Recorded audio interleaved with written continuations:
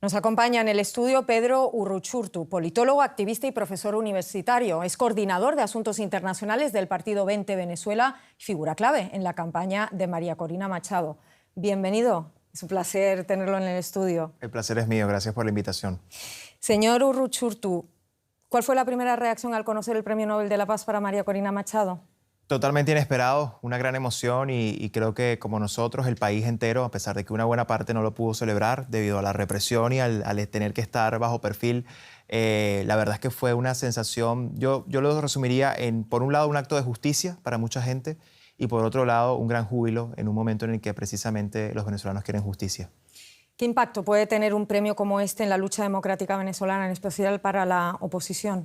Bueno, creo que es una demostración del movimiento que hemos construido. Yo creo que ratifica el peso de ese movimiento, lo que hemos logrado y un reconocimiento a lo logrado, sin olvidar todo lo que aún queda por hacer.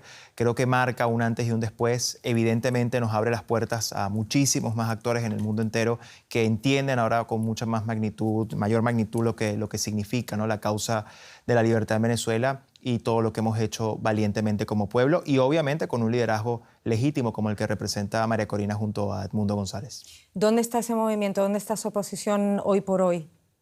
Bueno, seguimos trabajando. La verdad es que lejos de pensar que Venezuela está dormida o está letargada, lo cierto es que el movimiento sigue construyéndose, obviamente bajo nuevas formas de organización. La clandestinidad es una realidad hoy en Venezuela, empezando por la líder del país que tiene más de 15 meses en clandestinidad, pero al mismo tiempo un país que no se rinde, que sigue luchando valientemente y que se está preparando para el momento en el que esa libertad llegue el momento de cobrarla, ¿no?, como ha venido ocurriendo. Pero lo hemos dicho, esto es una combinación de liderazgo, estrategia y organización. Y los venezolanos están muy lejos de rendirse, todo lo contrario, siguen de pie. ¿Sabe cómo está María Corina Machado? Está bien, enfocada, por supuesto con esa disciplina que la caracteriza, que por supuesto merece la admiración de todos, trabajando muchísimo, día a día, articulando y como hemos dicho, haciendo lo que un liderazgo como el que le corresponde a ella en este momento le toca hacer, acelerar los tiempos para un cambio en Venezuela cuanto antes. Me gustaría centrarme un poco más en su historia. Estuvo más de 400 días asilado en la Embajada Argentina en Caracas. ¿Qué vivió allí, especialmente en los últimos meses, que creo que no fueron nada fáciles? Sí, los últimos 5 meses fueron los más duros, sin electricidad, sin agua, con dificultades para acceder a alimentos y a medicamentos. Pero al final, hacer contra nosotros, el régimen hizo contra nosotros lo que ha hecho contra y sigue haciendo contra una gran parte del país. Es una manera de mostrar su poder desde la vulneración de todo principio internacional, de toda ley internacional, de toda convención en materia de protección de embajadas o sedes diplomáticas. Estamos hablando de que es una embajada que convirtieron en prisión con hombres armados rodeándonos, con controles de seguridad, con vigilancia permanente y una situación muy extrema que creo que marca un precedente muy peligroso en lo que respecta a lo que debería ser la protección de una sede diplomática cuando uno busca asilo tras ser perseguido. Pero nuestra decisión allí fue resistir hasta que llegó el punto de poder escapar y ser rescatados como ocurrió. Sabíamos que nuestra vida estaba en riesgo, pero al final la decisión era resistir y hasta el final. ¿Cómo fue esa salida? Obviamente hay detalles que todavía no podemos brindar por razones de quienes ayudaron, pero obviamente fue complejo, involucró mucha gente. Por supuesto fue una sorpresa para el régimen, que se enteró días después de que ya no estábamos allí y requirió de mucha disciplina y sobre todo de mucha determinación. Pero, insisto, para nosotros el riesgo de escapar y asumir ese riesgo, sabiendo que nuestra vida podía estar en riesgo escapando, era preferible que quedarnos allí donde sabíamos que nuestra muerte probablemente era muy segura o nuestra desaparición. Permítame que insista un poco más ahí. ¿Qué papel jugó Estados Unidos en esa salida y fue una negociación o un rescate? No hubo negociación de ningún tipo, lo hemos dicho hasta el cansancio, no hubo negociación posible, de hecho el régimen esto lo agarró por sorpresa. Créeme que si hubiera sido una negociación, el régimen se hubiera encargado de publicarlo en todas partes, cosa que no pudieron hacer porque no tienen las pruebas, eso nunca ocurrió. Y obviamente Estados Unidos, en el liderazgo de esta operación de rescate junto a otros actores, fue clave, no solo en la decisión y en la operación propiamente, sino obviamente en lo que representaba toda la organización previa para esto. Me pregunto, ¿hasta qué punto puede afectar esa, llamémosla, cercanía, corríjame si me equivoco, con Estados Unidos, un posible diálogo quizás entre la oposición y el chavismo, en el sentido de tender puentes? A ver, la negociación, nosotros hemos dicho que estamos de acuerdo siempre que sea para la salida del régimen del poder y avanzar a alguna transición.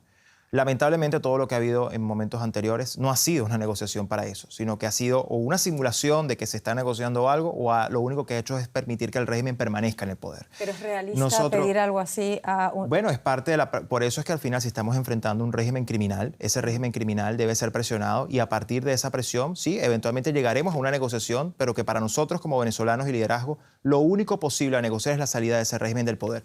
Y eso implica desde luego garantías, incentivos, implica concesiones, evidentemente, pero para llegar a ese punto primero tenemos que concretar lo que además ya los venezolanos ordenaron el 28 de julio del 2024, que es que Edmundo González Urrutia es el presidente electo de Venezuela. Y ese es nuestro punto de partida, el respeto a la soberanía popular.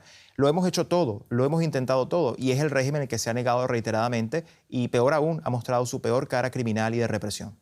Me gustaría comentar con usted un tema muy actual. ¿Cómo ve los ataques de Estados Unidos contra el narcotráfico en aguas del Caribe y el Pacífico? Vamos por 17 ataques, 70 muertos desde principios de septiembre. ¿Qué valoración le da eso? Bueno, lo primero, esto es una operación de los Estados Unidos. Nosotros no podemos especular sobre su alcance y hasta cuándo o hasta dónde va a llegar. Lo que queda claro es que ha habido una decisión de ir contra los carteles del narcotráfico y contra el crimen internacional organizado. En el caso de Venezuela, es un país que está secuestrado por una organización criminal y así ha sido designada también por los Estados Unidos. De manera que esto, al Venezuela estar secuestrada por un cartel, pues evidentemente ese cartel también está en la mira de estas operaciones. Y en cualquier caso, este factor externo que agrega presión, desde luego, porque apunta, en el caso de Venezuela, a un régimen que, así como para Estados Unidos representa una amenaza a su seguridad nacional y del hemisferio, para los venezolanos representa una amenaza a la seguridad de nosotros como sociedad democrática, queda claro que lo único posible es el desmantelamiento de esa estructura criminal. Y por eso esta operación es tan importante, porque de alguna manera, si en algo contribuye, es a cortar los flujos de ingresos que el régimen recibe para financiar represión y para sostenerse en el poder a través de los ilícitos. Pero el caso es que esos asaltos han ocurrido sin ninguna investigación legal hasta ahora, por ejemplo, ni la tradicional declaración de guerra del Congreso.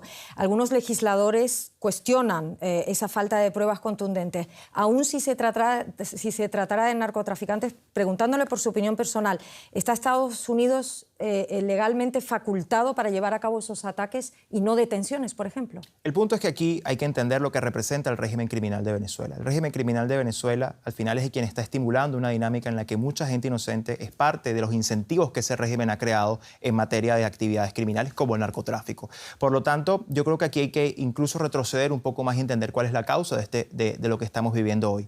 Es el régimen el que ha llevado a Venezuela que hoy sea un estado dominado por el narcotráfico y evidentemente un régimen que se sostiene por la fuerza. Por lo tanto, solo la fuerza es la que hace que ese régimen de alguna manera pueda ceder y que además se le trata como lo que es, una organización que estimula y que además lidera el crimen internacional.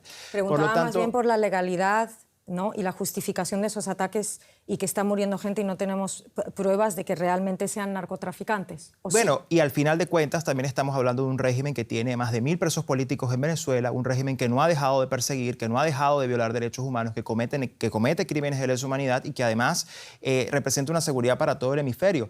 Y aquí hay que poner, insisto, hay que poner el ojo sobre quién es el causante del punto al que ha llegado hoy a ser Venezuela para el hemisferio como amenaza a la seguridad. Y es el régimen. El régimen es el único responsable de lo que está pasando. Desde los barcos que salen de Venezuela con droga hasta la dinámica de desestabilización que estamos viendo con bandas criminales que han evidentemente salido de Venezuela como parte de una política de desestabilización. Y evidentemente hoy la comunidad internacional, porque no es solo Estados Unidos, han decidido enfrentar ese régimen como lo que es, una estructura criminal que para nosotros como venezolanos es el único obstáculo que nos separa de la democracia. Le escuché decir en una entrevista que el régimen solo le queda el aparato represivo, con grietas, dijo. ¿Cuáles son esas grietas? Explíqueme un poco más eso. Una de esas grietas es justamente yo poder estar acá. Evidentemente, el poder escapar de lo que era probablemente la segunda o tercera edificación más vigilada de toda Venezuela durante nuestra estadía allí, éramos el equipo de campaña más cercano de María Corina Machado y Edmundo González Urrutia, el haber podido escapar evidentemente es una demostración de que hay fracturas. Pero hemos visto otras, es decir, en términos de liberación o escapes de otras personas, hemos visto obviamente acciones de desobediencia e incluso el 28 de julio del año pasado, la manera en que la mayoría de los venezolanos pudieron obtener las actas que mostraban la victoria Eso no hubiera sido posible sin colaboración de factores del régimen. Por lo tanto, ahí es muy importante seguir avanzando en estos mecanismos de presión que el régimen está recibiendo, porque en la medida que el régimen no reciba recursos para financiar la represión, eso significa más oportunidades para aún más quiebres, porque obviamente al no tener dinero para reprimir, eso hace que se estimulen otras dinámicas y evidentemente más choques de poder entre un régimen que al final es un sistema de mafias que está allí. El 28 de julio supuso un punto de inflexión. Es mi primera pregunta brevemente, por favor. 28 de julio supuso un punto de inflexión. El Nobel de la Paz también supone un punto de inflexión. Es una buena noticia para ustedes. ¿Cuál sería la próxima buena noticia posible en Venezuela? Desmantelar el régimen criminal como lo que es y terminar de debilitarlo y avanzar a una transición. Y estoy seguro que lo vamos a lograr, porque si algo ha hecho este liderazgo en este proceso estos últimos 2 años es ir actuando muy aplomadamente, paso a paso y con confianza, sobre todo en los venezolanos que sabemos lo que somos capaces de hacer. Pedro Urruchurtu, politólogo, activista y coordinador de Asuntos Internacionales del Partido 20 Venezuela, de María Corina Machado. Ha sido un placer tenerlo con nosotros. Muchas gracias. Gracias a ustedes por el espacio.